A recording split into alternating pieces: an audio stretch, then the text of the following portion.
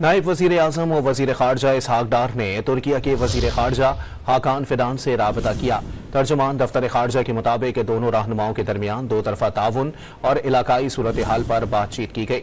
दोनों ने मलेशिया में मुनक्किद होने वाले आसियान इलाकाई फोरम पर भी तबादला ख्याल किया।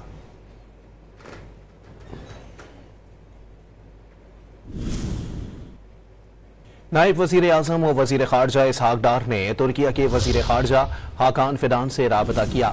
तर्जुमान दफ्तर ख़ारजा के मुताबिक दोनों रहनुमाओं के दरमियान दो तरफ़ा ताउन और इलाकाई सूरत हाल पर बातचीत की गई। दोनों ने मलेशिया में मुनक्किद होने वाले आसियान इलाकाई फोरम पर भी तबादला ख्याल किया।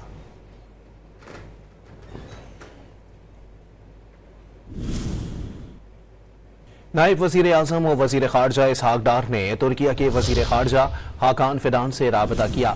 तर्जुमान दफ्तर ख़ारजा के मुताबिक दोनों रहनुमाओं के दरमियान दो तरफ़ा ताउन और इलाकाई सूरत हाल पर बातचीत की गई। दोनों ने मलेशिया में मुनक्किद होने वाले आसियान इलाकाई फोरम पर भी तबादला ख्याल किया।